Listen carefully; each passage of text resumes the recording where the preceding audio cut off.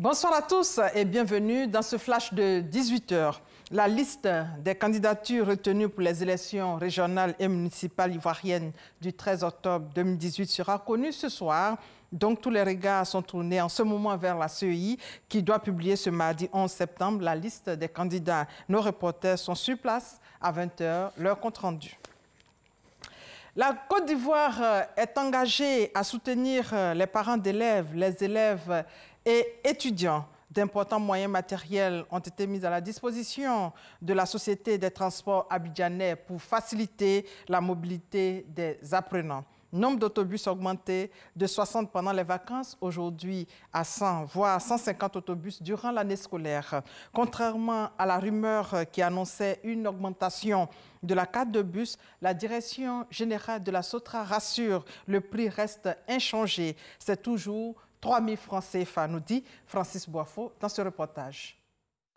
Rentrée scolaire 2018-2019. Au deuxième jour, ce n'est pas encore l'affluence pour les élèves et étudiants dans les gares de la Société de transport abidjanais SOTRA. Plusieurs bus font tout de même la navette pour satisfaire la clientèle.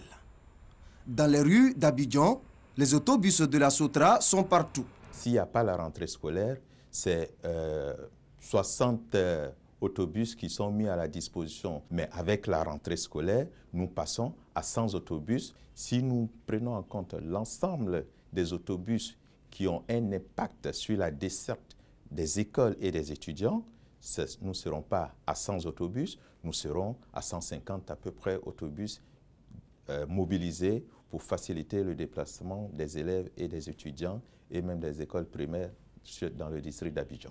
Innovation cette année, l'instauration de la carte de bus, format carte de crédit. Nous sommes contents pour les cartes, mais nous voudrions que la SOTRA puisse au moins nous permettre de recharger nos cartes à travers les comptes mobiles et aussi de permettre à nos parents aussi de pouvoir recharger nos cartes à partir de leur compte bancaire pour ne pas qu'on puisse subir toujours le même temps qu'on perd dans les rangs comme dans le passé. Certains opérateurs de téléphonie mobile avec qui nous traitons, vous savez, il y a un problème de contrat de rédaction et que souvent ça retarde. Mais il y a certains qui ont déjà adhéré au projet, les contrats sont signés et ça fonctionne.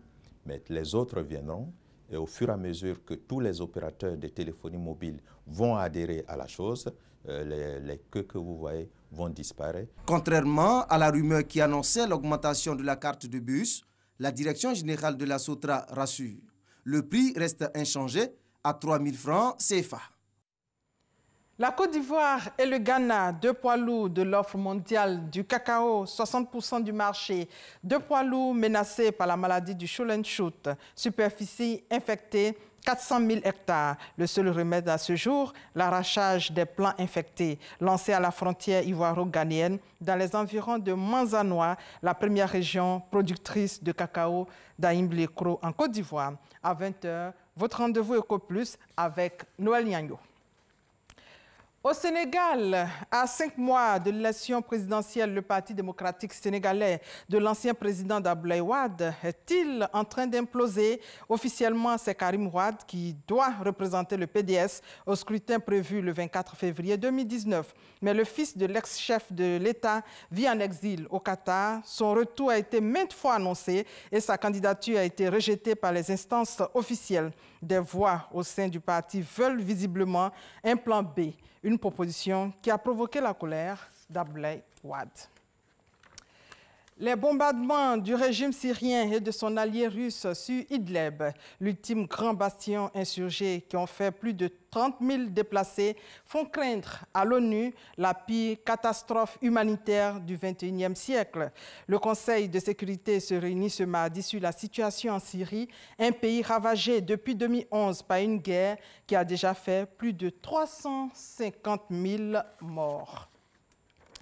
Et pour terminer, la côte est des États-Unis redoute l'arrivée de l'ouragan Florence.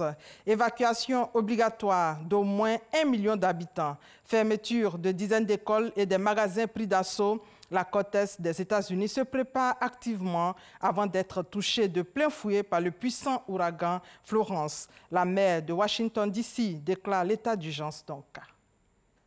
Et voilà, c'est la fin de ce flash. On se retrouve à 20 h. Merci de votre fidélité, mais avant, votre info régionale.